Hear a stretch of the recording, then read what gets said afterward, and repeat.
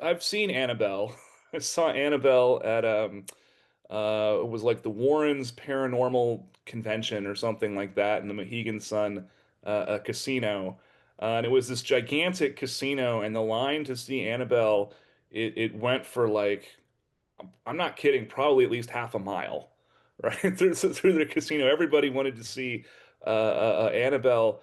And then I think the casino started to complain and they were like, get this line moving. And so somebody came in and just told everybody to crowd around. And, as a religion professor, I look at world religions. It looked visually like if you see Muslims going to Mecca on the Hajj, right? If you just had these kinds of spiraling swarms of people trying to get close to this doll, and they were selling Annabelle vodka at the convention, right? That was something you could buy. So they took bottles of vodka and they said, "We guarantee every bottle of vodka has been aged in the basement of the Warrens' house next to Annabelle with the glass open." So it could absorb as much kind of evil energy from Annabelle as possible. And if you bought a bottle of this stuff, which I did not, it was $200 a bottle. It comes with gloves to handle it, to I guess protect you from the evil. But then you drink it, so I don't really understand what exactly they were doing here. So in our book, The Exorcist Effect, which I wrote with a co-author, we have a chapter on Ed and Lorraine Warren. We tried to find out everything we could about them. We went through archives we found, letters they had written. We talked to people who knew the Warrens before they died. We really did as much research as we could.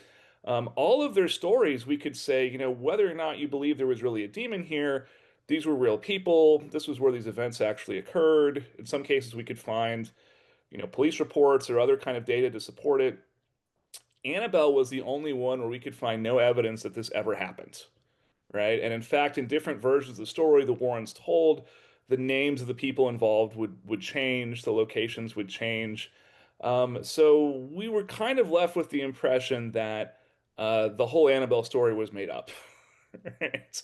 I'm not saying that I know that for sure, but that was kind of the impression that we were left with. The other thing is, Annabelle is just a Raggedy Ann doll, right? The actual Annabelle is kind of an off the rack, big Raggedy Ann doll like you could have bought at any toy store in America back in the 80s. What makes it spooky is that they made this enclosure for it, right? That says never ever open, and there's a tarot card with the devil taped to it.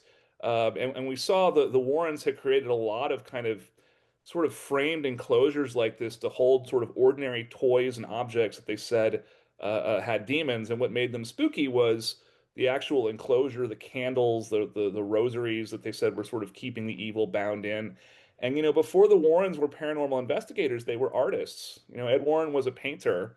He loved to paint haunted houses. So I think even if the Annabelle story might have been made up, perhaps to attract people to their museum, as art, I think it's still pretty interesting as taking sort of a doll and making it into this object that's so famous and interesting that people will pay $200 to have a bottle of vodka that was next to it. So that's my take on Annabelle. So you would say that there is money to be made in the niche things that you enjoy. Yeah, I mean, so I talked to lots of people who said, we think the Warrens were scam artists. We think they did bad things and so forth. And there's certainly that critique to be made. One thing I would ask people who had met the Warrens and said that is I would say, well, this seems like a really difficult way to make some money, right? As a scammer, right? There would be much easier ways to do this for sure, right? For example, they could have started some kind of televangelism ministry, right? And said, just write us checks and we'll bless you or something like that. This seemed way harder. They also never charged people for their services, right? They would try to get book and movie contracts, but they weren't just charging people to come out to your house and look for demons and things like that.